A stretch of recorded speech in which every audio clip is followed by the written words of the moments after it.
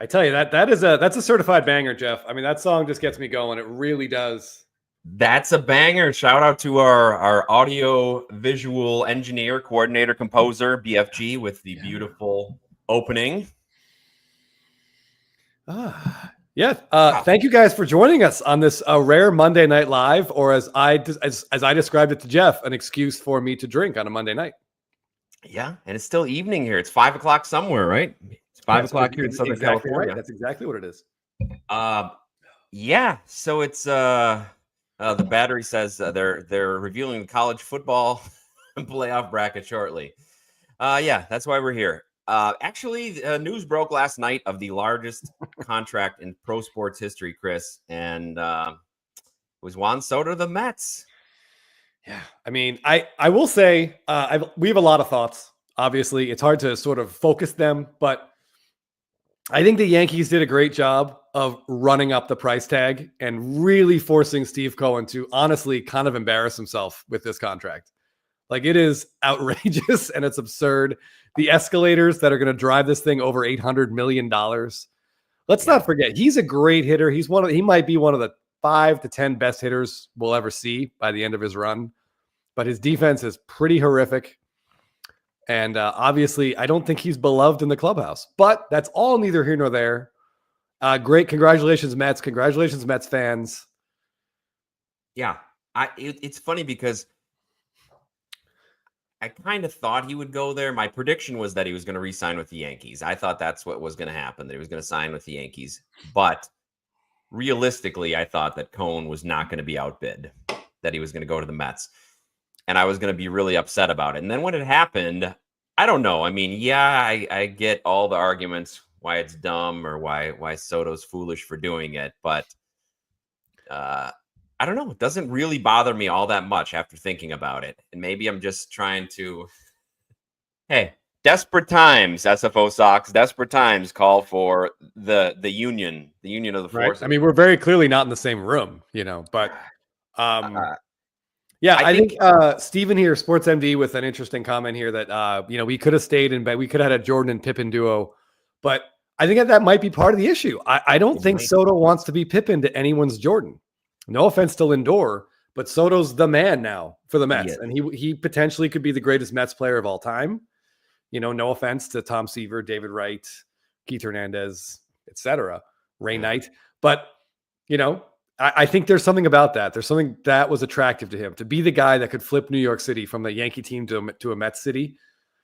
I think something about that was big for him. I think that was part of the sales pitch. That he could be the guy. He could bring the glory back to the Mets that they haven't seen. They haven't won a World Series since 1986. They've had little fits and starts of success, but they were the toast of the town in the mid 80s. Yankees were an afterthought for a good chunk of that decade, and I maybe he's trying to get it back that way. And it seems like he's part of the other part of the sales pitch from Cohen was that they're not done. They're going to spend money. They're going to be in a better position than the Yankees are going forward. And you look at the minor league system, the young nucleus that they have there. It's hard to argue with that. So yeah, I don't know. But we'll find out what it means in the short term. We saw a lot of Yankees burning their Soto cards and jerseys in effigy, but true. I don't know what the asking price is, but it's got to be, man. It's got to be close. It's got to be close. I do. I wonder if long term he looked at the Mets and thought, their nucleus is younger, their minor league system is better. Their owner has more money. Maybe he liked his potential there of the Mets becoming the Dodgers of New York. I mean, and Chris, something you talked about this season and even into the postseason was the both the shallowness of the Yankees roster and the aging of the Yankees roster, and they're not getting any younger, and there's not a lot of help in sight there. So maybe I should have been less optimistic that the Yankees would be able to keep him there. Yeah, I mean, it just seemed, as the season wore on, he wouldn't sign it. He didn't want to sign an extension. He didn't want to talk about an extension. It just seemed inevitable to me. Like, at the minute he becomes a free agent, Steve Cohen is going to win this. It was just a question of how absurd would it be. Oh yeah, and it sounded like there was a lot of back and forth, right down to the wire. Yeah, some stuff we heard on MLB Network was 3 times the Yankees gave an offer and Boras took it right on and beat it. So after 3 times, if you're the Yankees, you have to just be like, it's not going to happen. Yeah. And I think they did it, like I said, they did a great job of really making Cohen dig deep for him. Maybe not that deep, but deeper. But if you're the Yankees, honestly, there's a better way to spend $765 million than on one corner outfielder. Right. And it seems like they realize they have shortcomings. Thank you, SFO Sox fan. And speaking of acting, reminder that that my favorite show, NCIS Origins, is on tonight. It's a really good episode, so check it out after you're done watching us.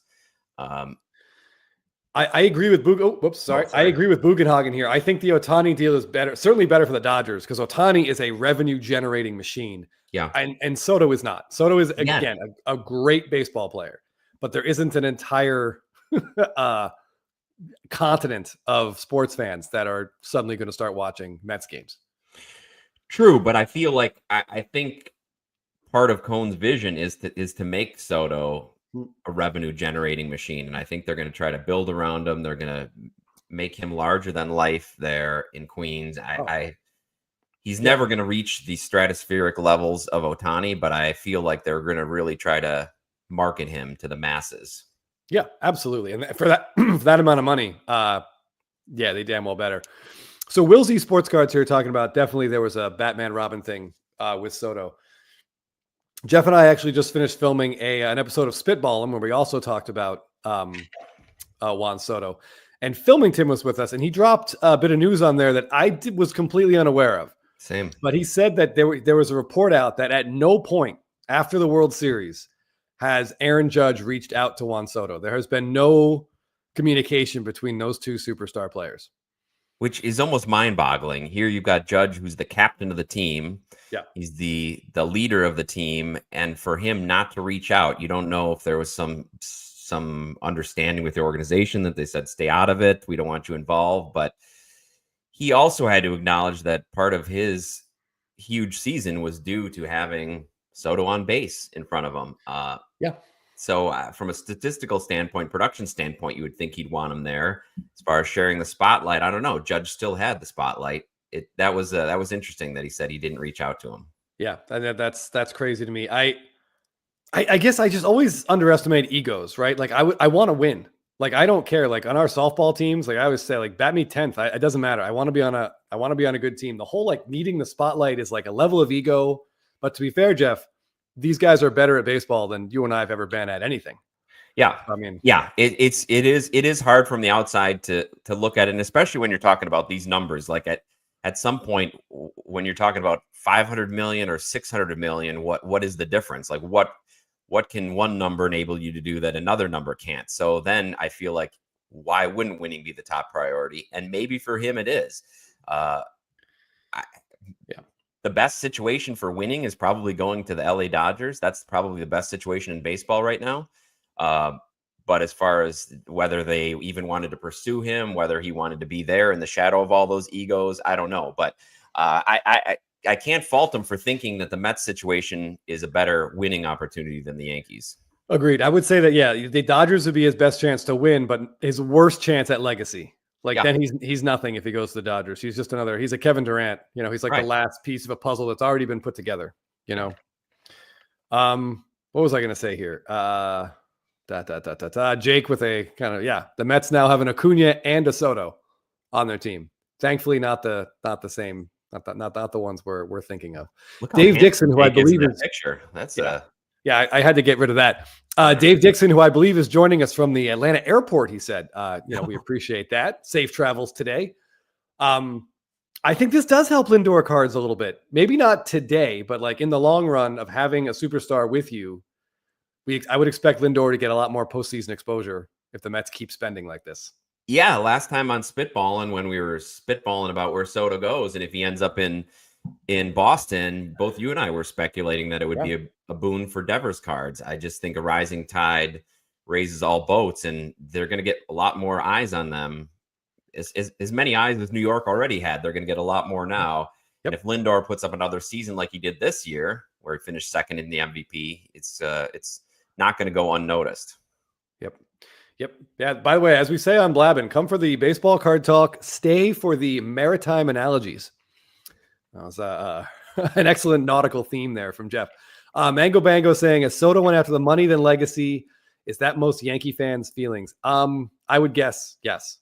From what we've seen, yes. But different kind of legacy too. I mean, if you figure he had a really good shot to be in Monument Park, right? If he stays there, but maybe he'd rather create his own Monument Park, in Flushing.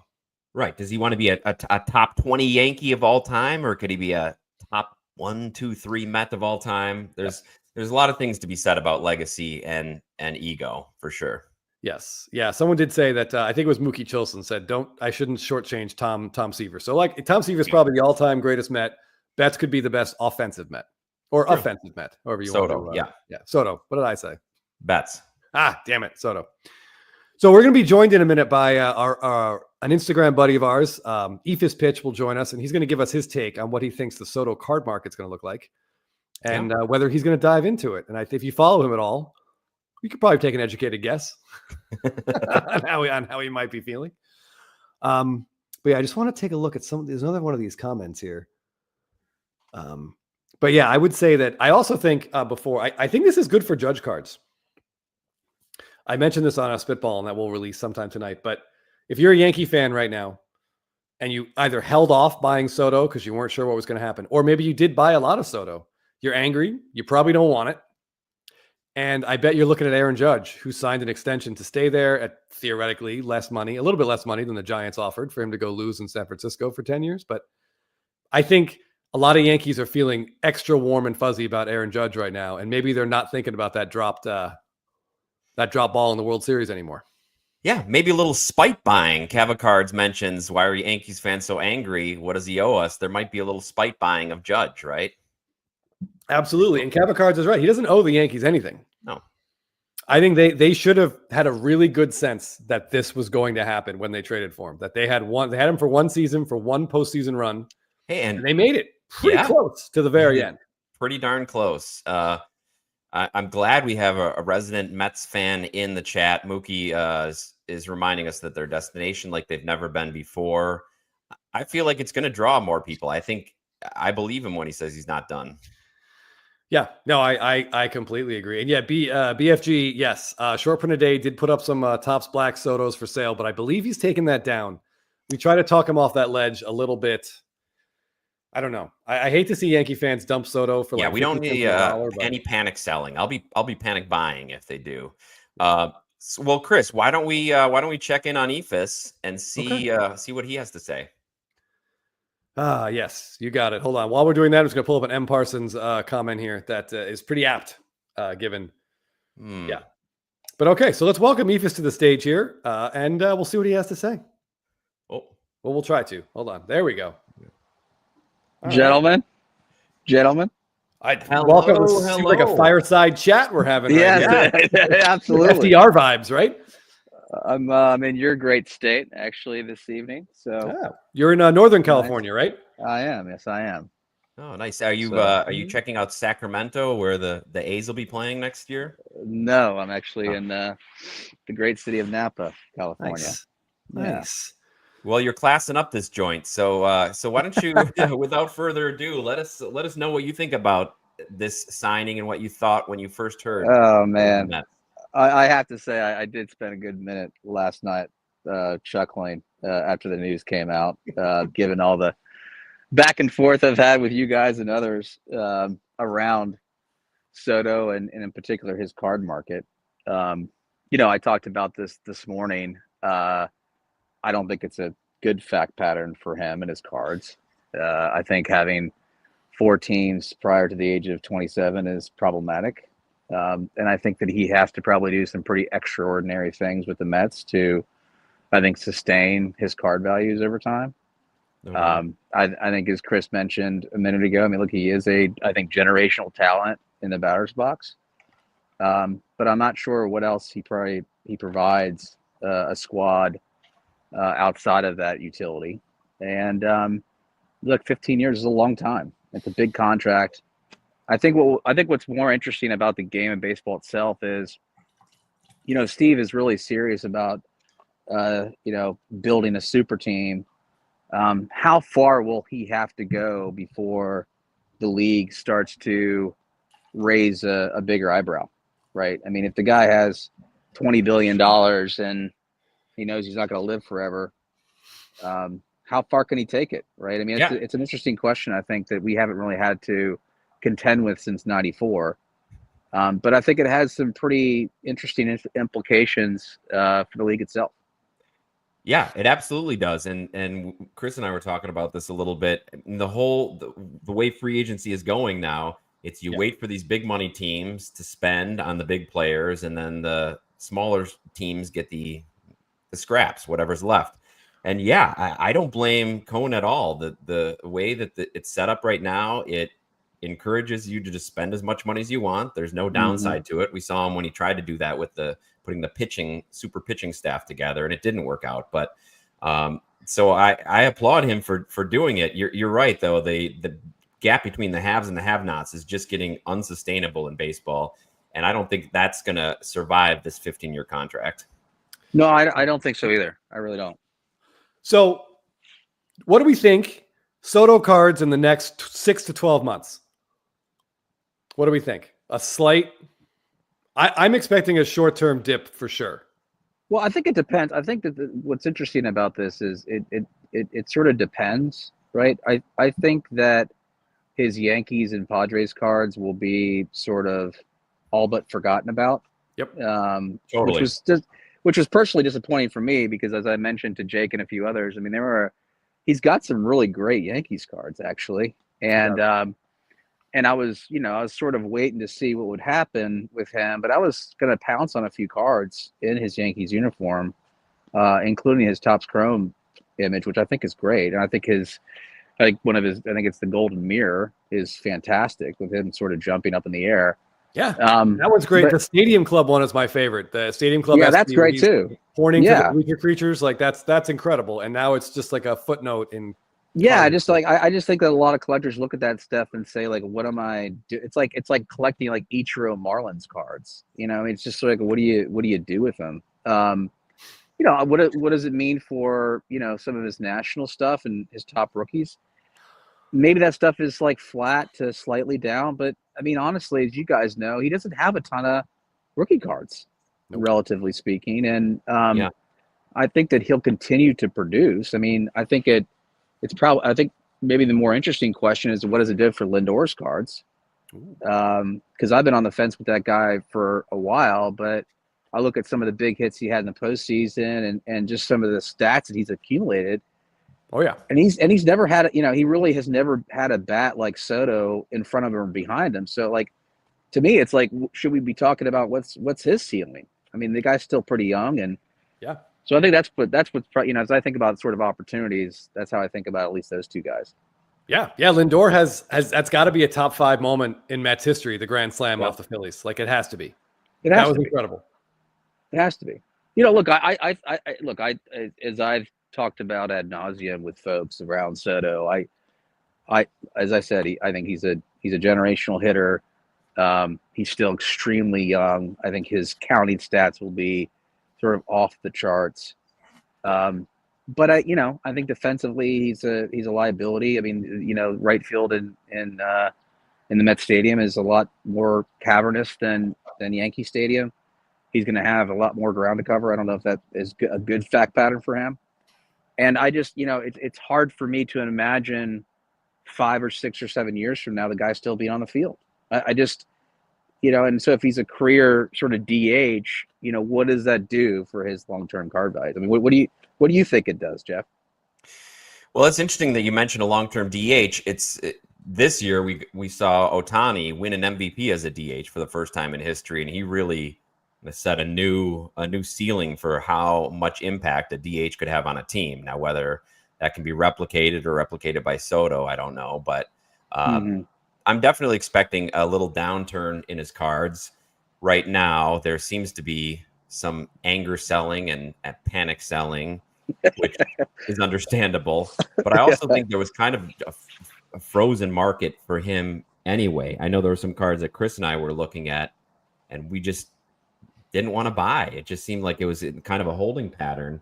So I don't think it's going to be that drastic on his bigger stuff, like his Bowman first and some of his rookies. As you mentioned, he doesn't have a lot. So his higher end rookies, a lot of them are mostly in collectors' hands who want to hold on to them.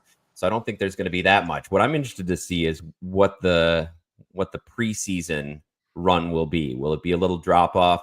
Chris has reminded me that Soto is often off to a slow start. So he whether he comes off to a slow start again in 2025, that could make his drop more precipitous, but he could come out firing. The Mets could come out an exciting team. So I don't know. I don't think long term it's going to have as drastic of an effect. He still is only 26. Yeah, the 4 teams hurt him, but if he stays with the Mets and builds a legacy there and they get some postseason exposure, I feel like that the longer that period of time goes, whether it's 8 years, 10 years, 12 years, that the number of teams will be a little bit forgotten. Yeah, I think if they go out and win a World Series over the next couple of years, right? And to your point, Jeff, he shows the sort of durability that he's been able to show at this point in his career. I don't think it's a stretch to say he'll be the most collectible Met since, dare I say, Nolan Ryan, right? Because there really hasn't been anybody that's put on that uniform that's been collectible. If we're we were honest. talking about that. Hey, come on. In the spring of 1984, there was only one card. Dwight Gooden was the biggest card, but obviously that was a long time ago. Yeah, and Dale Strawberry. I mean, I like there have been players over time that I think have captured the imagination of collectors. But look, I mean, it's what's been interesting. You know, you guys may have seen the poll that I was running this morning around what the ratio of Yankees to Mets card collectors are. And, you know, we're hovering kind of 10-1 to 20-1. That's a lot of demand to replace for his card market. And, you know, I don't know. It's funny to see these Yankees fans lose their minds. There's almost nothing better than an apocalyptic Yankee fan. But I do think that, you know, if you're thinking about this, you know, from a critical thinking standpoint, that has to weigh on you if you're trying to, again, probably move bigger money into his cards before you see, as Jeff said, you know, some of the production take place. Yeah, as someone who, as a Braves fan who has been really a lot of trauma caused to me by the Yankees, it is kind of nice to see them wailing sadly a little bit today. But I think that you hit on something that I wanted to mention as well, that Yankee fans, there are a lot of them, and there's a lot of them in the hobby. And if we say it's like, even if it's 10% of the hobby are Yankee fans, that's 10% of people that will right now never buy a Juan Soto card. That will affect the values of his cards going forward. Like, that's a big market to simply be removed from the equation. It's one of the, like, a lot of guys won't buy, like, I know Yankee fans don't like the Red Sox, obviously, and Red Sox fans don't like the Yankees, but I know Yankee fans that have Devers cards and Red Sox fans that still have Judge cards. But Soto is going to be an absolute no-go for any Yankee fan. Oh, yeah. I mean, the fact that he's playing across town, I think is a big issue for those people. Yeah, but like Mookie points out here, there were a lot of people on the sidelines already. Even Yankees fans were on the sidelines with Soto, not buying the big cards because they wanted to know if he was going to sign. So, yeah, that's why I don't think. Yeah, I don't think his car prices like jump off a cliff. I mean, I don't, much like his Padres cards, I just don't think there's really a market for that stuff. Yeah. You know, and again, I think his rookies, I think the Gatorade Bass of the world, some of his Chrome related numbered cards, which are not very many. I mean, I think those will still command some values. And look, you may even see a bump as we head towards spring training. Because look, you know, if we're to believe what the press is saying, they're not done, right? I mean, if they bring in Corbin Burns, they add another bat to that lineup. I mean, all of a sudden, right, they may run away. I mean, I hate to say this. I know, Chris, you and I as Braves fans, I mean, they may run around with the NL East. Yeah, they do have some holes to fill, and obviously the Braves haven't done anything yet except clear payroll. But yeah, you're right. I mean, if they go out tomorrow and they announce they just signed Burns for $360 million, no one's going to be shocked. And then I'm sure at that point Alonso would probably be amenable to taking less money to play for the Mets than whatever Seattle or Houston was going to offer, or I think that's the right. Yankees even. And look, I mean, it could be a super team in the matter of weeks at this point. That's right. And look, and I think, Jeff, you said it on the front end. I mean, I think it was pretty smart for Steinbrenner and Cashman and team to drive up the price on Soto. As I mentioned, to sign and slab Dave, and a guy you guys know well. We keep forgetting that there's this guy named Jason Dominguez who not too long ago was the most talked about prospect in baseball. If they get 60 to 70% of the production out of that guy, right, next year, they add an arm or two to the rotation, and maybe, like, dare I say, they bring in like a guy like Bregman for third base. Like, all of a sudden, like, they've got a team that I think can compete. And look, I mean, and Judge is not done. This guy 32 years old. I mean, like, I don't know. Yeah, the Yankees have a lot of holes. And I was mentioning that Mark DeRosa seemed to think those holes were a positive thing because they have money to spend, but they're not. They need a third baseman, a first baseman, at least one outfielder. Yeah, they have a lot of work to do to fill out their team as well. Right now, it's a great time to be a free agent hitter, I would think, or I mean, just to be a free agent right now. What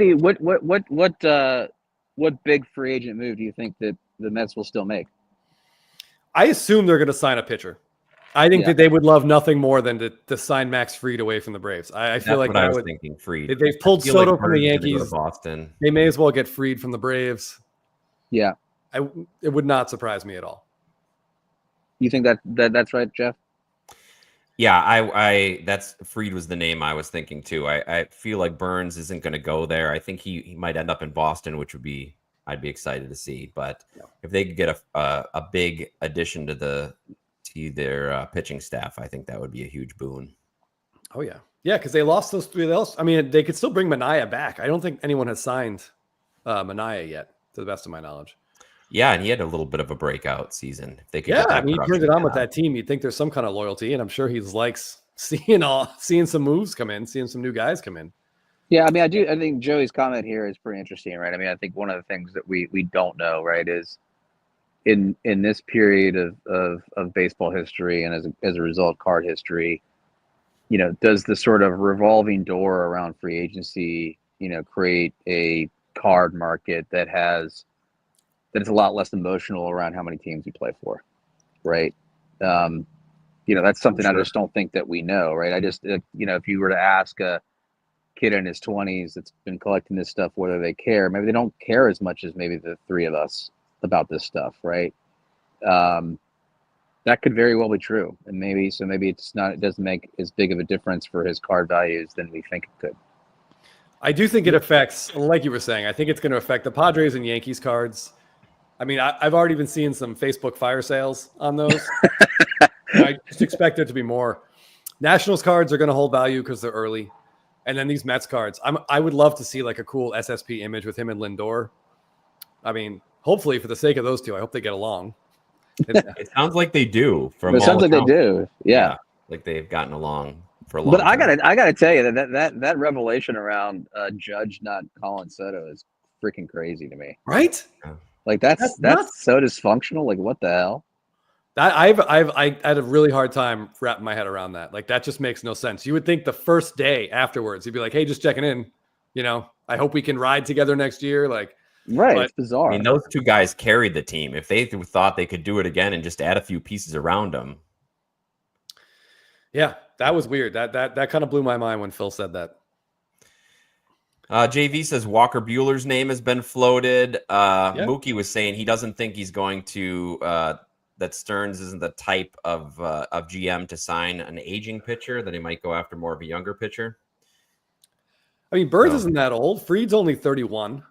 So, I mean, they're not – he's definitely not – they're not going after a Verlander or a Scherzer again. Yeah, and I don't know if they're play that game again. If they'd be looking at a long-term deal with those guys. So, if those guys are looking for long-term deals, they may go elsewhere. Follow the money, right? Yeah. One question, Bill, while we have you here, this came up. We were discussing this on Spitball in a little bit. I see someone here mentions this. So if you're Bobby Witt Jr. and he signed that extension to stay in Kansas City, is there any sort of like negative feeling now that, wow, he's getting about 30% of Soto's contract?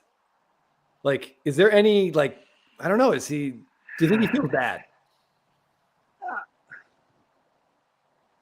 I don't know.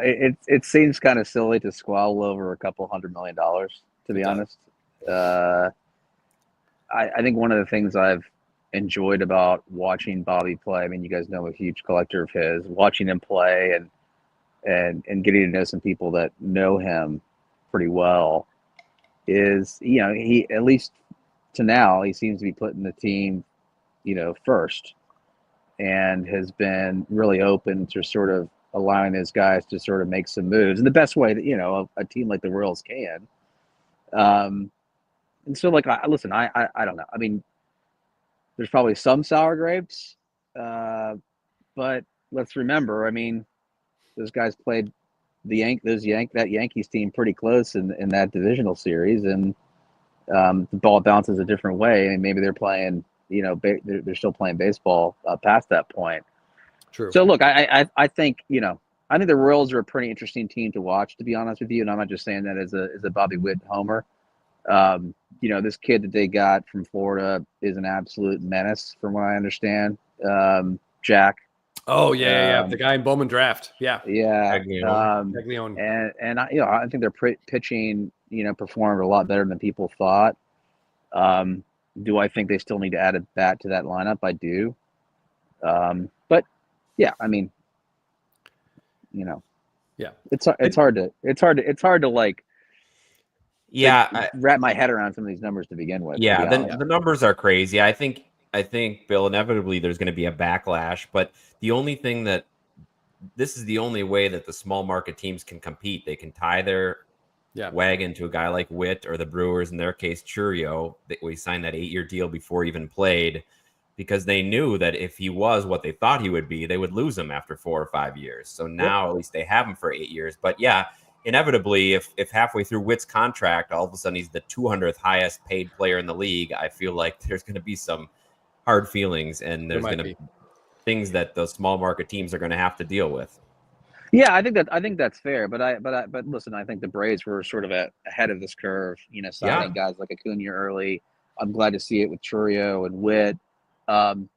Nothing stops these teams also for coming back to the table and renegotiating some of these contracts either, right? I mean, I think that's what we don't know yet in this new world order. Exactly. And if I'm sure there'll be pressure to do that. Yeah, and if the Brewers and the Royals continue to have success in the back of these younger guys, I think that the fans are probably going to demand it. I mean, that's what I think is good. I mean, to me, what's frustrating, I think, about some of this contract stuff is, who does it really benefit? Like, clearly it benefits the players, right? But, like, how does it benefit the fans? I mean, how much is a hot dog now going to be at fucking Mets Stadium? $45? Well, we'll see what else they do. Keep in mind, the Mets had, like, it was $120 million or something coming off their payroll. So this contract isn't putting them up over the luxury tax yet. It's what else are they going to do? Yeah. And they're clearly have more to go. Yeah. But they did have a lot of money coming off the books. Yeah. Well, guys, I got to run to a dinner out here, but I appreciate you guys having me on. And thanks for coming on and sharing your perspective. There'll be plenty to talk about over the winter, so we'll have to have you back as these moves unfold. Yeah, I like that. All right, cool. All right, guys, take care. Enjoy your night. Yeah, see you. Well, I forgot to ask him about his Edgar Martinez comp. Well, we'll get back into that. Yeah. We'll get back to that. I just want to say there are a couple people in the chat just talking about how Soto like jumped teams. Like, to be fair, he was traded twice. Now, he was traded because obviously he wouldn't sign, but like he didn't he wasn't forcing his way out of these teams. And that's a great point. And that the whole idea that the collective bargaining agreement had was that players could achieve free agency after a period of time in the league. Right. So the fact that he wasn't going to sign long-term with the Nationals shouldn't really be held against him. Absolutely. So I'm catching up on some comments here as well. I also wonder, and I guess it wouldn't work because I forget who Frank Robinson was traded for, but I was just trying to think like the names that Soto has been traded for already. We have James Wood and CJ Abrams and at least one other guy in Washington. I can't think of the third one. We got Michael King, that guy Thorpe. and there's one other Yankee prospect like now in San Diego. So it's kind of interesting how many of these young guys coming up with other teams have been swapped for Soto in the last 50 months. No, I'm sorry, the last 24 months. Here's an interesting take from Mr. Dean, who's a Reds fan. He's more likely to buy a Soto card now that he's not a dreaded Yankee. All right. And I'm also usually drawn iconic players cards when they're not tied solely to one team, like Nolan Ryan. So there are those collectors out there who it's a perk rather than a detriment that they're on multiple teams. Interesting. All right. Yeah, I mean, if you do like Soto and you really want a Soto auto, I'm guessing those Padres autos are pretty cheap right now. Yeah.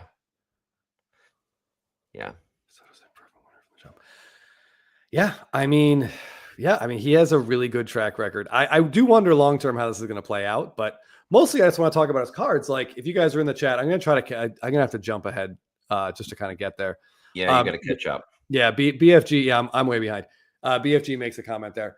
I wonder, like, it seems like don't hate me, Mets fans, but it does seem like there are more Yankee fans in the hobby than Mets fans, or it's possible, Jeff, the Yankee fans are just more vocal. But when we get those first when we get those first Soto Mets cards, now that we know he's there for at least 5 years before the first opt-out. At least 5 years, right? And if it's up to the Mets, they can buy out his opt-out after year 5. So, right. So I mean, so he's probably there if he plays well. No trade clause. Yeah. So I mean, if he plays well, he'll be there. And actually, if he plays poorly, he'll probably be there too. But yeah, so I do think if you're a Mets fan, that first like SSP maybe is going to be exciting. I guess at this point, we're probably just going to have to, I've used this expression before, but gird our loins and just expect a whole bunch of press conference image variations in the next year. Yeah, I believe somebody mentioned that the press conference is going to be his first SSP. But we've got another guest, Chris, and somebody who's very close to the situation. A Yankee fan is going to join us. Okay, yeah, I would. This is actually going to come on and tell us what he's thinking. I'm not sure if he knows that he's been mentioned a couple times in this chat already. Yeah, I'm excited to hear from a real red-blooded Yankee fan. Here he is. So without further ado, what has the last 24 hours been like for you, Jake, and how do you feel now? Man, it is a whirlwind. When the news like you're refreshing Instagram, like that's like the most like up-to-date source of news, and you're refreshing Instagram like literally constantly, right? You're constantly hitting refresh. My thumb is like sore from doing it. And of course, I actually see a message in our like little group chat that it's like, is this real? Is this real? And then you see the news and you're like, okay, well, it could be fake. It was John Heyman. It could be, it could be fake. And then you spend, sorry, 1 second. And then you spend, 5 minutes or so thinking that like, that they could renege on the deal. You're like trying to convince yourself. You're like, oh, maybe he'll go back on it. Maybe something. Carlos Correa went back on that deal. That didn't happen. The Mets have done it before. Anyways, filled with a lot of false hopes, a lot of broken dreams. But then, when you start to convince yourself that $800 million is way too much money to be paying him, I think you live a little better with yourself, right? Yes, absolutely. I was just going to say, Jake, comment just for you here. Oh God. Yeah, I mean, I feel like, like the Mets, the Yankees are one of the teams that can throw this contract around and be okay. They can still work around it. Right. But I mean, you guys do have a lot of holes to fill, and now you've got plenty of money. Yeah, I mean, I think we already had $80 million coming off the books. And so I thought that I think that there was something going around that was like, we would have been all okay with this, right? If it had happened, and we all certainly would have been okay with it. But now, like, you're looking at different opinions and like, feedback on things. It's like not a good baseball deal. I think Passan came out in this video of him and Buster Olney, and like, yes, that was like super, super like on point for me. And for some reason, people are forgetting about Jason Dominguez. Like, Jason Dominguez has an opportunity to be Juan Soto. He's 21 years old. Granted, he's got some injury history. I just think that like he's going to play such a big role in like he's a part of our arsenal. I think, yeah, precisely right, Royal Benjamin.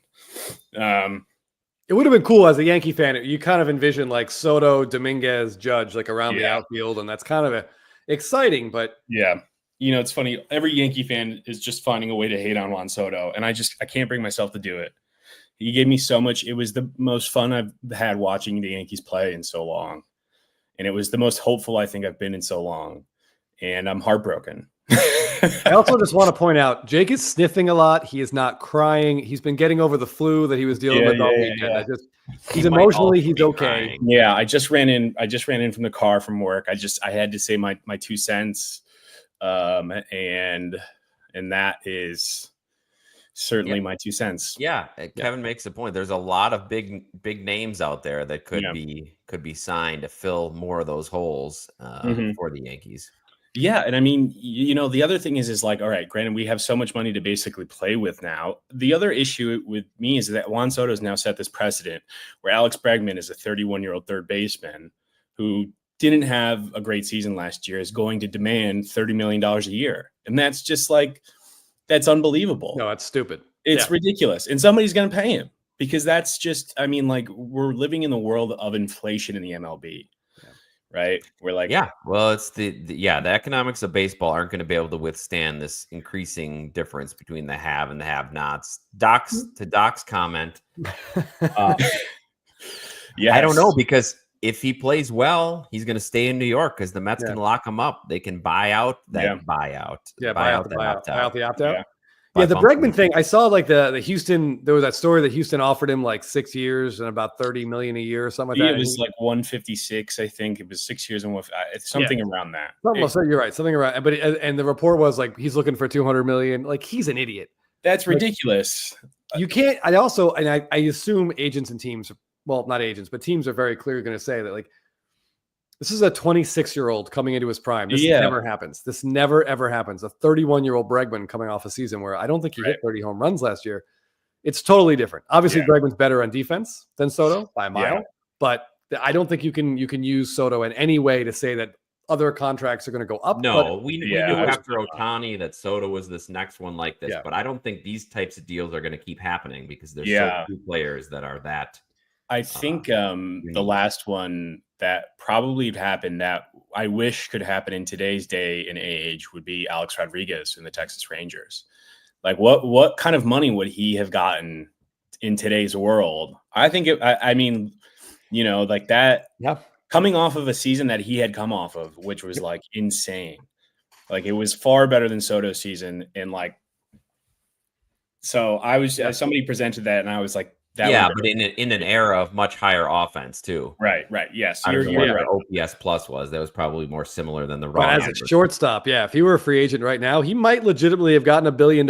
Yeah, seriously. 20 years, $1 billion. Like a 40-40 shortstop. Yeah. And then the other thing too is I saw the Yankees, like the other thing with the Yankees, they offered him 16 years, which is through his year 42 season.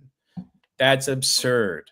That's ridiculous. You can't do that. No, even 15 years is too many years. 38, 39 max. You can't sign a player until he's in his 40s. No, Albert Pujols was a one-off.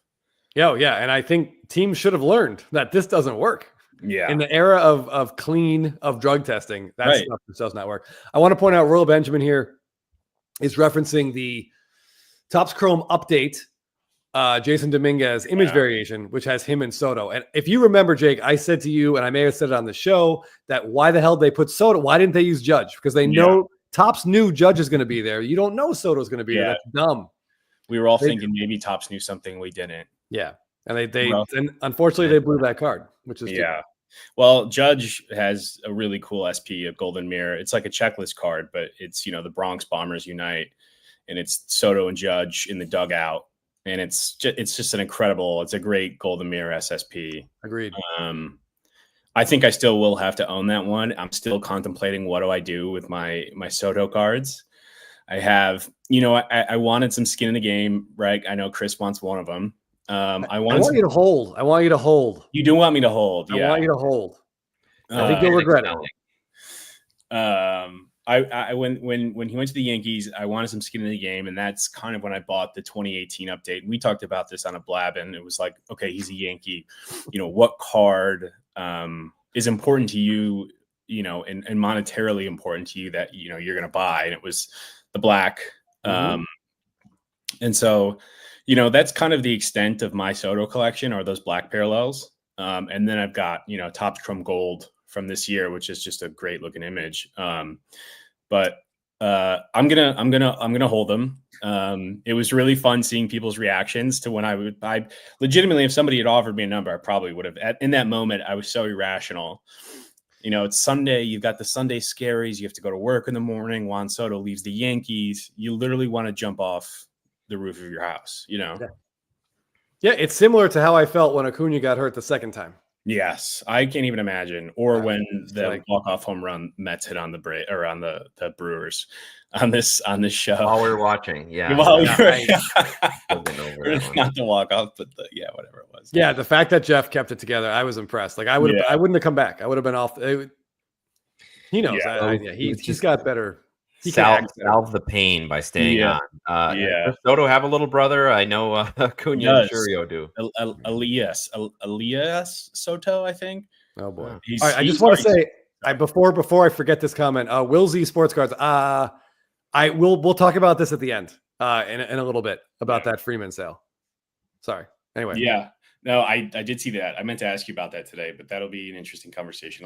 I'll be tuning into, and also a pretty big Harper sell along with that, of that orange Bowman. That was a hefty number for that card. I couldn't believe. I didn't see the Harper orange. What was it? What did it go for? I forget the number. What was it? Do you remember, Jeff? I don't remember. I remember the Freeman number, but it was the Bryce was right after it, and I was like, "Whoa, interesting." So that there was some crazy stuff at Golden this week. Ending this weekend. Do you think Jeff Wilson was the one who bought it? Sorry, I know. I asked Teapot, and it was not Jeff Wilson. But yeah. Anyway, so that's my take on Soto, and I'm sad, but I'm happy. You know what? I'm looking towards the future of what potential we could have for a great semblance. I think there's two takeaways for me seeing this, trying to look at it from a Yankee fan perspective. One, your front office did a hell of a job. They did everything they could. And two, he clearly didn't want to be there. He did not want to be there. If he doesn't want to be there, then he's not going to be there. Right. Yeah. Right. And that brings the point.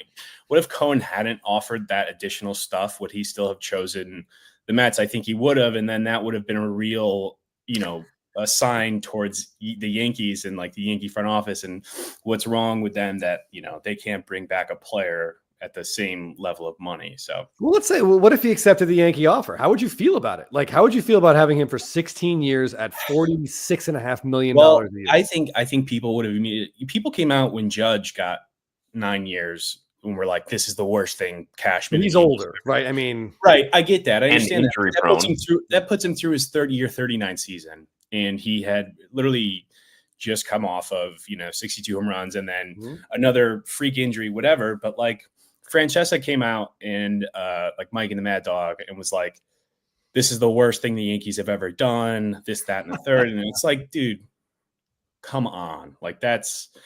And so like it's funny. I think we'd be really happy, but I think that we could have potential to be eating our words, like, as any of these deals. Yeah, you just don't know. It's a long commitment to a person, and people in general are stupid. They do dumb shit. When you put a lot of money in their pockets, they tend to do even dumber stuff. Right. As M. Parsons asks, like, what happens? The Mets are in big financial trouble is what happens. Yeah, but there's also insurance for that sort of thing. Yeah, again, and I believe Wander is off the payroll while he's ineligible. Oh, right. That's a great question. I don't know. I don't know what the Wander Franco contract situation is. I think you have to be convicted for the contract. He's definitely still got to be making money from the Rays. I think they're still on the hook. Maybe some, but I know there's also insurance, and teams can decide when they sign a player what sort of insurance they want to get, because some of those pitchers who sign those guaranteed contracts, like a Strasburg, his insurance is covering a lot of that. Right, but premium on is there statutory rape insurance? Is that a thing? Tommy John surgery, or Tommy John insurance. I don't know. No, but you'd have to you'd get insurance if the player becomes part of the, what do they call the list? The ineligible list? The ineligible list. Oh, that's interesting. Yeah, I don't know. That's something we could look restricted into. list. Yes, Yeah. Restricted list. Yeah. Thank you, Jay Marble. Yeah. Another contract I would. Sorry. Wait. Hold on, really quick. The restricted list. Bauer was on that, and the Dodgers paid Bauer every single penny of his contract. Wow, I didn't know that. Yeah, they ate the entire thing. That's crazy. Well, because he wasn't convicted. Yeah, I mean, he wasn't even charged. Yeah, right. He's just. I know it all. Like honestly, but then they dropped it. He deserved that whole contract. The guy was innocent. He may be a menace, but the guy was like he didn't. Yeah, I mean, he was never charged with an actual crime. He's a creep. And if we ever saw him talking to one of our sisters, we'd run him over with a car. But all these athletes have their skeletons. So the other contract I think is worth mentioning is the Giancarlo Stanton contract back in 2013. Yeah, something which like that. was like historically large and historically a ton of money for a player. And like everybody's now saying Soto, obviously he's a horrible defensive right fielder, is have fun having a DH for the next 16 years. I mean, that's kind of what Giancarlo Stanton has become in essence. Giancarlo Stanton, don't get me wrong, was nowhere near Juan Soto and his level of productivity offensively, even back then. But still, he won an MVP after that. He hit 59 home runs. It's kind of an interesting comparable. Yeah, I actually think he signed that deal after the 59 home run season. I don't think it was before. I don't think it was before. He hit 59 in 2017. I thought it was before. And then he got traded to the Yankees in the beginning of 2018. Right. And it's 2024 and he's got 3 years left, right? Yeah, but it was a 13-year deal, wasn't it? I think it was 10, but I'm not 100% sure. Yeah, neither am I. You would real quick, Chasing Majors, how's it going? We actually referenced your site earlier. We were trying to find some update Sapphire checklist information. While you're mentioning Chasing Majors, this is a great comment. If there's any franchise that could use a player like Bauer, put him on there. Watch him see if he can really become the most dominant pitcher ever at Coors. What do they have to lose? Yeah, right. What do they have to lose? He's been dominant in the Diablos Rojas with Robinson Cano. I mean, he's. I have to be. Did you guys see the video? He challenged a bunch of European teenagers. Oh yeah, I did. And he got just taken to. He got nuked again. Yard. It was and they were on a little league field. Yeah, that was it was some 14-year-old kid just absolutely dropped an Oppo bomb off of him. There's nothing better than seeing a retired ball player either show up to a rec league game or a retired pitcher come, or a pitcher that's still active go and pitch for it's always fun seeing those things. Yeah, I did enjoy watching Ichiro show up to some high school and just the girls' high school. What was that? It was a women's high school thing. Oh no, was it? I thought he just showed up against high school kids and then he broke a window like 500 feet away from. He did that. He did that too, but he also showed up to a woman's baseball thing and hit a nuke. Just an absolute. There's tons of videos of Ichiro doing hilarious stuff like that. But I got to find that video and I'll send it to you. Yeah, please do. So Ninja Squirrel there had mentioned Judge numbers will be down without Soto ahead of him. Yeah. I mean, Soto wasn't hitting ahead of him when Aaron Judge hit 62 home runs. It's true. It's true. I think his only numbers that would realistically be down would be his RBIs, because the RBIs in 2022, I think he hit 131. I mean, he hit 144 this year. Yeah, but I do think that the stat about him getting more pitches to hit because people were more on base. Yeah. Because he sees a lot more pitches too in that batter's box. I mean, you see a ton he sees, 6 to 8 pitches in a bat at least. I just looking at Judge. I mentioned before you came on that I actually think Judge is a good candidate to see his cards go up right now, because a lot of Yankee fans are going to start feeling a lot more loyalty to him. Yeah. Versus Soto, who left. A little side note. Yeah. But looking at MLB Network, and I'm sure you've seen this, I'm not trying to twist a knife in you, posted the projected Yankee lineup as of today. And it is horrific. Oh my God. It's not, there's zero offense. It's right. awful. I mean, Aaron Judge might hit 50 solo home runs and get walked 197 times. Yeah, I think they had Anthony Volpe leading off, and then Jazz Chisholm hitting in second. And I was like, God, Lord help us. Chisholm second, then Judge, then Austin Wells, and then someone else, and Dominguez hitting sixth. And I'm just like, oh my God. Yeah. Oh, it's awful. Yeah, they need to make some moves. Wills, they had so many things happen right after Soto walked last year. Yeah, and now Judge. Only time will tell. There's still moves to be made, by the way. Santander is a switch hitter. If they need to get they need to get a lefty bat in that lineup, like desperately. So I think he's got to be like free agent option number one. I don't love his numbers though. I don't like, he was 239. I mean, he had 44 home runs and 101 RBIs. I know he's not there to be a contact bat in an offensive producer. He's there to, be a Bronx bomber. I guess I'm just more I lean towards like the fundamental guys that can hit 280 or above. And your lineup needs those guys. I mean, to be fair, like it does not need Pete Alonso. Pete Alonso would not help you guys. Oh, please, if they spend money on Pete Alonso, I'm going to be even more heartbroken. But there's an interesting conversation. So it was brought up in our Instagram chat that the Houston Astros have said Kyle Tucker may be available. I saw that. Please, there might not be a player that's a better fit for what the Yankees need than Kyle Tucker. Oh, I would be in heaven. I think I might be more excited to get Kyle Tucker I think he's got 3 years of arbitration left or 2 years of arbitration left. I think it might actually just be one. I think it's just one. Either way, I think the chances of signing him again. I love Kyle Tucker. I love watching him play. Fantastic right fielder. If he didn't have that freak injury, he would have been he was outpacing both Gunnar, Bobby Witt, and Judge. Yeah. He was having his breakout season for sure. It was incredible. And I was just like so envious. And I was like, I really hope the Yankees, at least put some money on the table for him when he does become a free agent. I'm just pulling that up right now just to make sure. I've gotten Teoscar and year. Jay Marble saying Christian Walker at first, which I think would be a great fit.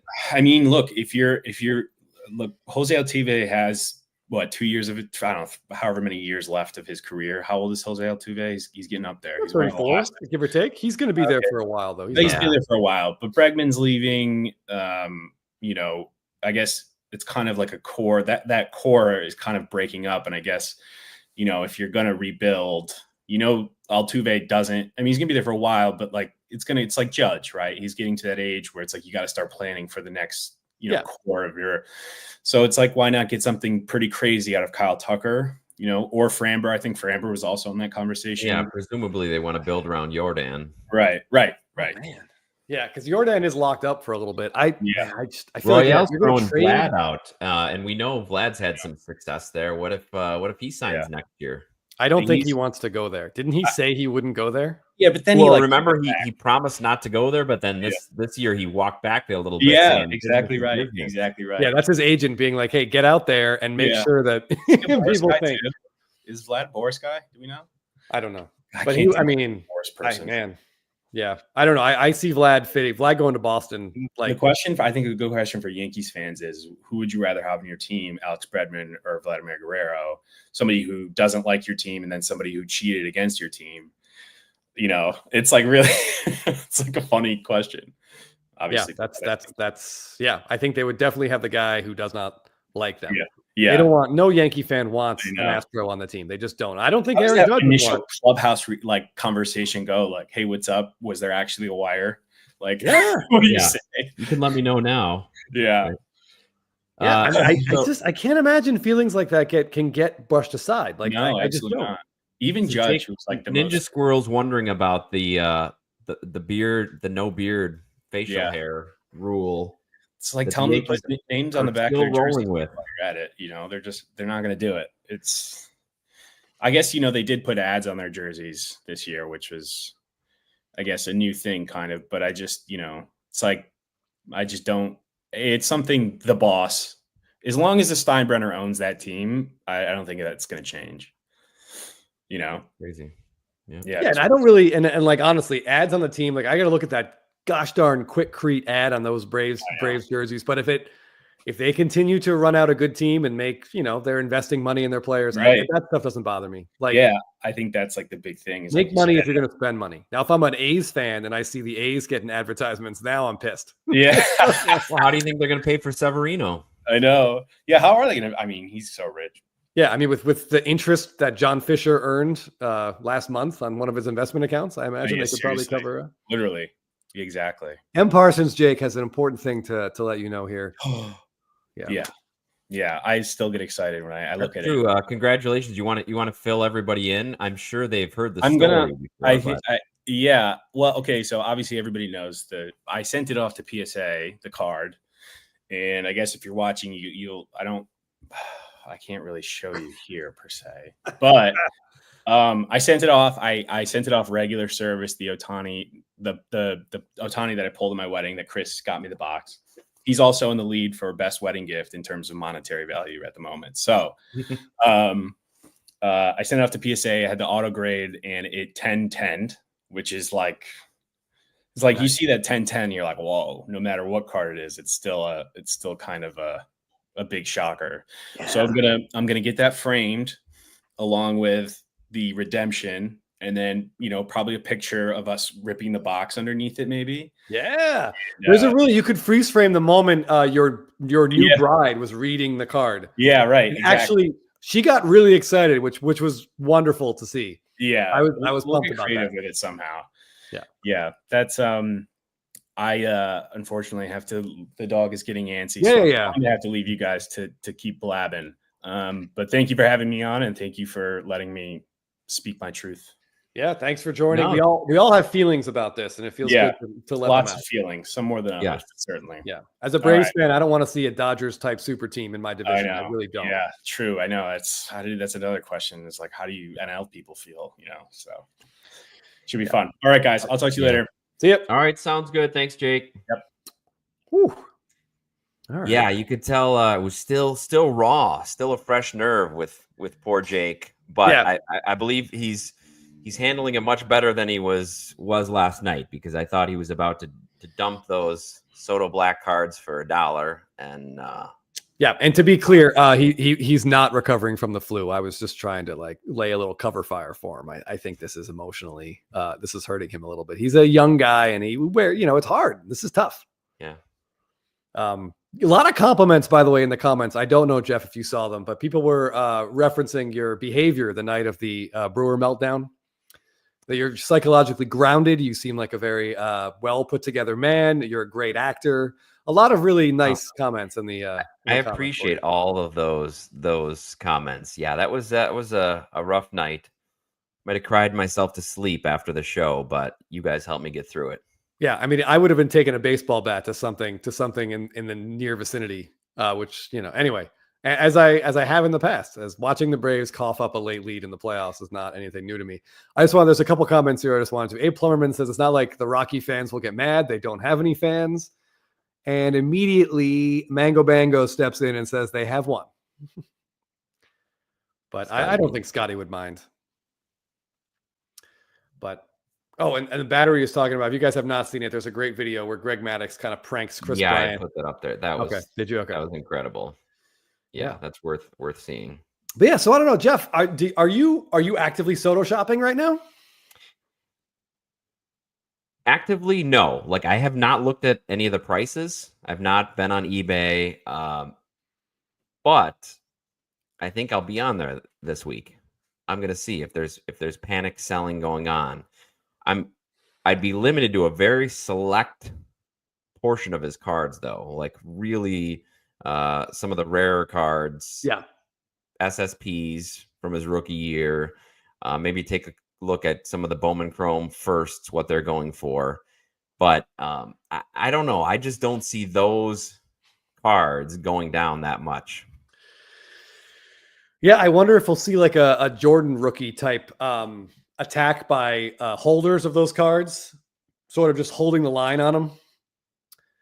Like that Joe's Jordan PSA 10s. We knew that the pop was too high, but they just kept selling for over 200K, over 200K. And then finally, the dam broke recently and they dropped a little bit. Speaking of dams breaking, Matthew McKillop, great last name, by the way, Jeff and I have talked about this a lot, and I think we are getting there. I would say within the next decade, there's going to have to be something dramatic that happens with Major League Baseball.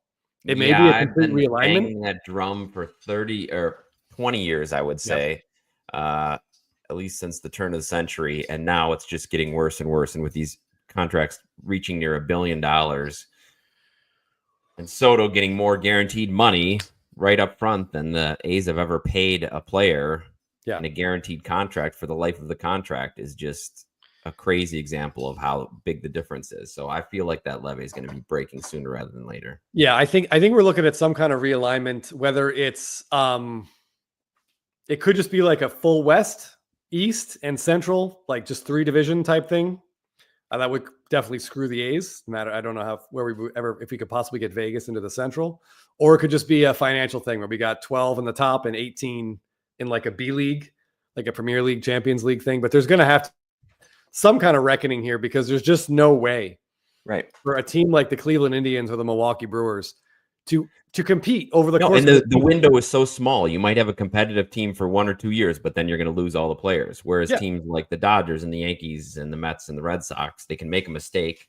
Just buy another player. It's not Yankees, Dodgers every year, but when we get coming to the season, you can pick 8 out of the 12, 13 playoff teams right up front. Or in this case, 4 of the last 5 or 3 of the last 4 were the it isn't Yankees Dodgers every year, because there can be upsets in baseball, unlike the NBA and other leagues where it's more difficult to get upsets. But I mean, like, we know on opening day next year, right, the Dodgers are going to be in the playoffs. And there aren't a lot of sports where you can flat out say that, like, of the 30 Major League Baseball teams next year on opening day, 15 of them have no chance. Like, right off the bat, like they're done. Right, and you can get upsets, but you still have to make the playoffs. So you have a team like the Royals who can compete for 2 or 3 years and make the playoffs, so maybe they get a chance and get one of those upsets and win a World Series. But that window is so small. And I think that's one of the reasons, Jeff, that the Major League Baseball wanted extra wild card teams in there. Because then they could say, hey, there's parity. Like, they could say, look at a small market team made it. When it's Arizona made it to the World Series. The economics of baseball are fine. But I mean, they can't. It's really, really hard for them. I mean, the Royals made the World Series twice in a row, and then it took 10 years for them to like basically recover from the money they spent and get back to like a winning record again. It stinks. It's tough. And if what really is frustrating is, in a weird way, when these big market teams, Jeff, they hire smart people and they listen to like them. The Mets hiring Stearns. That was a problem. Was a huge coup. Mookie, but that's the fact that they made the playoffs. And by the way, the Tigers are not a small market team. Yes, they're a big market team with a extremely wealthy owner who that team was really poorly run for a long time. And the central like one team from those small market central teams is going to sneak in. It has to get in every year. And mainly it's because the big market central teams, the Cubs and White Sox, are so poorly run right now that they're spending their money in obscenely stupid ways. But it's an unsustainable business model. It's absolutely unsustainable. And then the fact that for the Soto sweepstakes, there was 5 teams legitimately in there because nobody else could afford it. Right. Yeah. I mean, we have Paul Skeens, who's one of the most electric young pitchers in baseball, and everyone already knows he's only going to be a Pirate for like 5 more seasons. And that stinks. Like, it stinks. You'd love to see him be able to have a career. So somebody else was talking about, again, Soto with the multiple teams. Ryan, 4 teams in 5 years bothers me. Yeah, it bothers me too, but baseball is completely different now than it was. You can't stay with one team. I mean, he was traded twice. How many collectible players have gone through something similar? Historically, not a lot, because baseball was a lot different. So you got guys, even like from when we were kids, you could have guys like Yount and Gwynn and George Brett were able to stay with smaller market. Padres, not so much, but and if they bounced around, it was usually at the end. Where like their homegrown team was like, listen, like Steve Carlton, like, you're probably done now. And he's like, well, let me go pitch for the Twins and see what happens.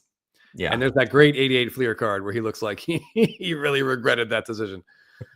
But yeah, I mean, it's not like, again, he was traded twice. So, I mean, that's not exactly his fault. He just didn't want to sign an extension, and teams just decided that they would move on. and they weren't going to be able to pay him what other teams can pay him. So if a player wants the collective bargaining agreement was set up by the very powerful players union, which is really what's preventing the cap, any sort of cap in baseball, cap and floor. The players union that was set up so that the players after 5 years, is it 5 years after their debut? It might be 6. It depends. There's like Super 2, Right. super, They arbitration. hit free agency where they Yeah. get to decide where they want to go and they can go to the highest bidder. So if somebody's traded before that, it's not really their fault just because they didn't want to sign a long-term deal before that. Yeah, and if you're one of these really great players and you want to sign a long-term deal for a lot of money and you know you're going to be able to, like you're Juan Soto, why you also know, like if you sign in Kansas City or you sign with the Brewers or even with the Nationals, although that's a fairly big market, your contract will eat up such a percentage of the roster that you won't be surrounded by as much talent, right, as if you go to a New York team or a Los Angeles team or possibly soon a Boston team. Yeah, that's the difference in baseball versus other sports where you say, well, what's more important, winning for this player or money? Whereas here, it kind of is both. You need somebody who's going to, if you want to make a lot of money, you're going to need some team that can afford a lot of money that can pay other players to be put around you. Right. And Ryan I think you may have highlighted this, but yeah, the floor, there really needs to be a salary floor as well. And there are rumblings that nothing substantiated, but I've seen like mentions that it's that people think that the commissioner told the A's owner, like, if this move is going to happen, your payroll has got to go up. Like, this is embarrassing now. It's embarrassing enough. The pictures of that field they're going to play on, like, it's not Major League Baseball quality at all for the next 3 years, but their payroll had to go up. So the Severino signing, it's great for Severino. Like, cash those checks, but he's going to have a rough 3 years, Jeff. Yeah. Yeah. He's going to get paid, but he's going to play in front of the smallest group of fans he's played in front of. He's probably going to win the fewest number of games he's ever won. It's going to give up a lot of 325-foot home runs in that ballpark. And it's going to be tough. But for $67 million, sign me up. Yeah, and you need to have a floor. That's right. And you need to get that through revenue sharing. It's one of the reasons as much of an issue I have with some of the things the NBA and the NFL does, at least they get it right with having a salary cap and floor. Green Bay would never be able to have a team in baseball because imagine the NFL without a salary cap and without revenue. And they're different, obviously, because all their games they don't have local TV deals like we do in baseball. Right. But I mean, imagine no salary cap in the NFL. It would just be what we're looking at, like Dallas, the Giants. Yeah, the New York teams, LA teams, Chicago, and that's it. You wouldn't have a team like Green Bay with 100,000 people in the city. No, and if you did have a team, you'd win like 3 games every 5 years and be really excited about it. Yeah. ATL Jeff Black here mentions that Jose Ramirez is the outlier, someone that really, really found a home in the franchise that they came up with, and they wanted to stay, and they took less money to be there. I think also hoping that his lower salary, they could put a good team around him. Yeah. And then, I mean, they got to the ALCS this year, but you can see what happens when, you run into a juggernaut. You run into like a $200 million team and suddenly, you just get outmanned eventually. Yeah. Yeah. It's one thing to get big outs in the 7th, 8th, and 9th inning in the AL Central during the regular season. It's another thing to get big outs in the 7th, 8th, and 9th inning in the ALCS in New York, or it's totally different. Yeah. But anyway. Absolutely. All right. Royal Benjamin here saying Lawrence Butler to the Braves. I just don't see why the A's would trade him. I'm terrified about what the Braves would have to give up. I don't know. Maybe Jared Kelenic. Maybe this is Kelenick's year coming up. Yeah. Or maybe, I mean, they're going to give him another shot because they can't give him a shot. Maybe he'll have a good month. I don't know. There's talent in there, Jeff. There is. That box behind you. One of those boxes behind you reeks of Jared Kelenic. Yeah. Kevin Morales with a funny comment here. I'm sure one of those checks that Severino attempts to cash is going to bounce. I don't know. I would laugh if they're actually giving paper checks. I mean, that's reeks of Oakland. Yeah. Oh my! You even think about like the little clubhouse he's going to have to be in too for those 3 years. Gregory, man, maybe. I don't know. They gave up a lot to get him, so they're going to give him another shot. But it's worrisome. It is. It's very worrisome. All right, Chris. Well, any final thoughts about Soto? Have we covered the potential trajectory of his cards? I ad do think, nauseam? yeah, I think it's interesting. I think Lindor is a really interesting guy to look at right now. I think Aaron Judge is another guy to really look at right now, because a legacy with the Yankees is important in card values. I mean,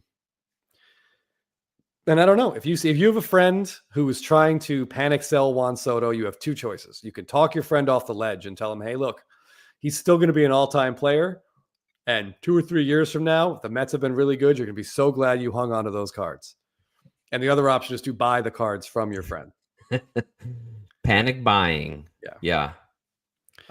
Royal saying Vientos. I think, there could be a domino effect. The more eyes that get on a team, the more potential playoff success they have, and they could build on this year, the more those players are going to get a boost too. Yeah, and I think Vientos is penciled in to hit, based on the projected lineup I saw, he's going to hit behind a guy who's on base 43% of the time, 44%. One of the biggest beneficiaries of having Soto there. Yeah. Yeah, Junior, thanks for tuning in. Really appreciate it. Whew.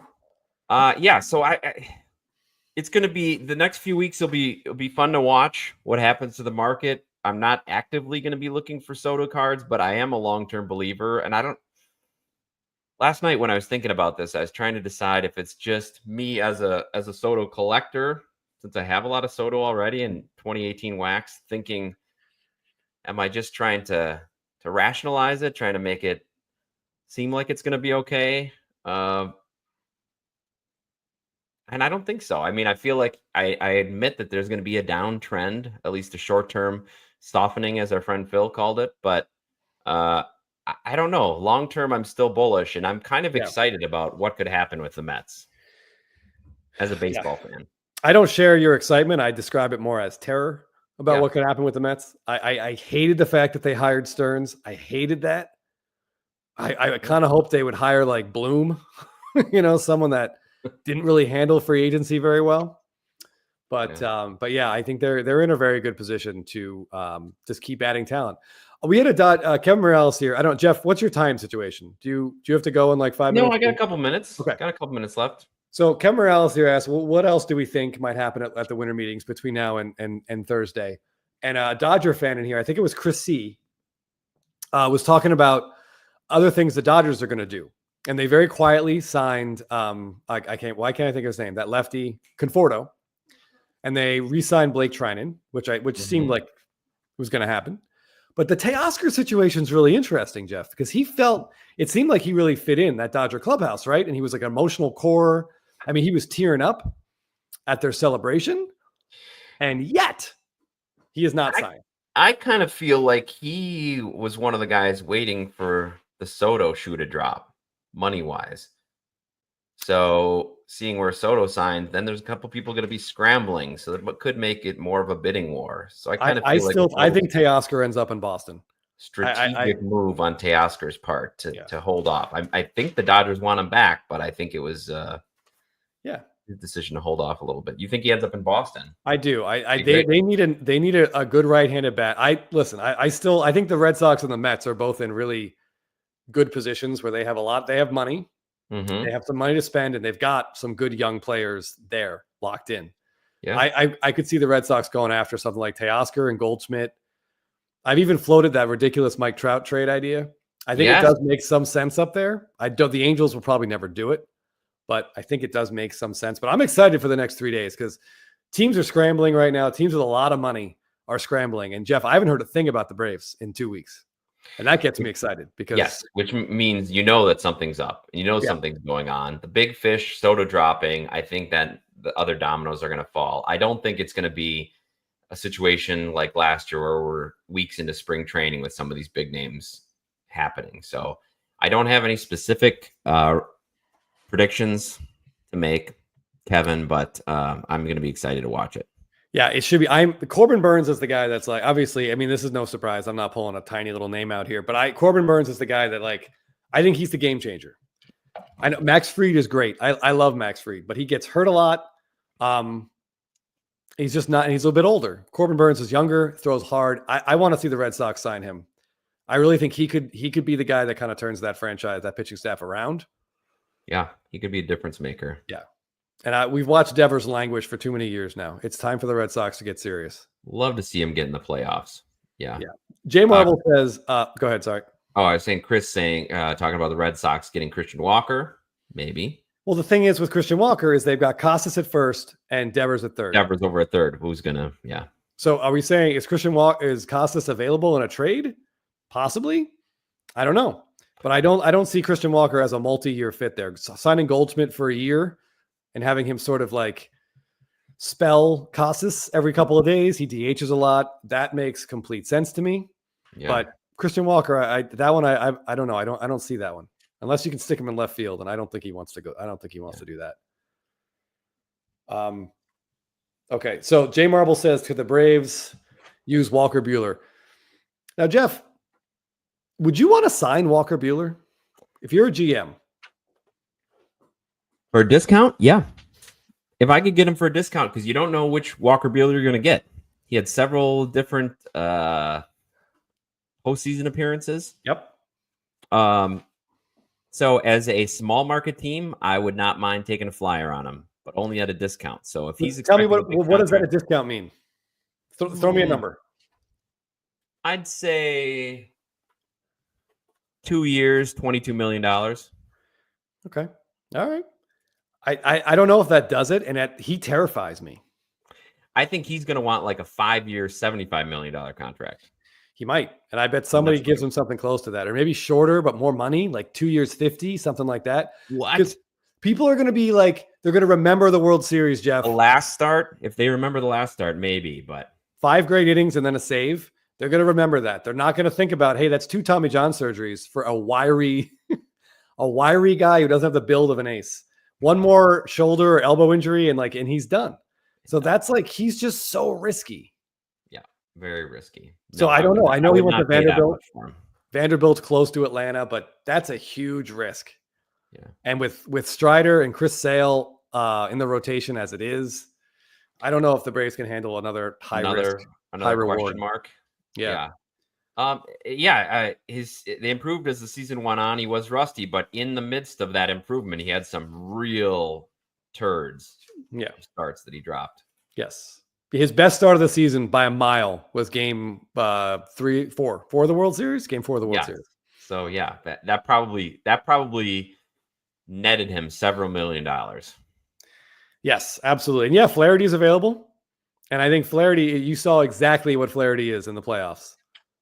He can be great, or he can give you one of the worst postseason starts of the last 20 years. So what kind of consistency? I don't know. And we know the playoffs are a finicky thing. Look at Kershaw's record in the playoffs, right? So yeah.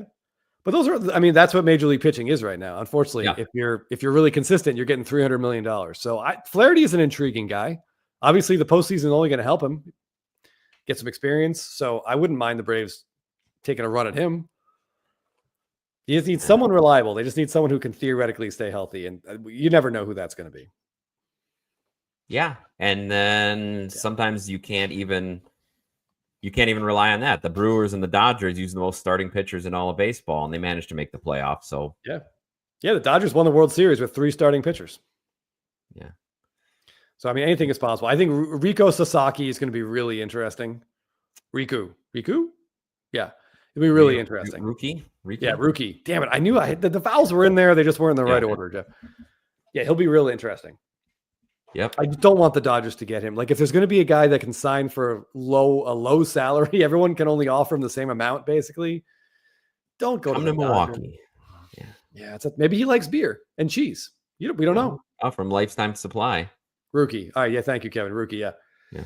Who knows? I don't know if cheese is dairy's big in Japan. I don't know. But anyway, Wilsey, we'll talk about the Freddie Freeman sale on Thursday. It's getting a little bit late. I know I got to go to the bathroom. Jeff's kids have to go to bed. Yes, but thank you everybody for joining this emergency edition of Blabbin. We just wanted to get on here and talk a little bit about Soto signing and where we thought it was going to go. Things could change by Thursday. This market could completely drop, Chris. Absolutely. You never know. We wanted to know how you guys felt, how other card people out there. And it's interesting. I thought a lot of guys in here would be like, I'm out, I'm done, I'm never buying him. But that wasn't the vibe at all, Jeff. So, No, there's definitely some people that thought that. for example, Yankees for the win, for example. But I think a lot of people are also just trying not to overreact to his decision. Wow. Doc's cards. I got to be completely honest with you here. I had totally forgotten about that. And now I am having like weird flashbacks. And yeah, that's a name that I had successfully erased from my memory. Kenshin Kawakami. What it was he? Was he a big Brave signing? Let's just move on, Jeff. All right. I don't want to relive it. All right, now I'll have to go Google Kenshin Kawakami. Yeah, he was the Hideki Arabu of the Atlanta Braves, we'll say. Oh, okay. All right. But worse, I think. All right. Thanks everybody for joining us. Yeah, please hit that like and subscribe. Make sure you hit that notification bell so you'll get a notification whenever Chris and I decide to go live. In case, I mean, during this winter, if big moves like this happen, we might do it more often. So yeah. If the Braves sign Corbin Burns tomorrow, you bet your ass going live.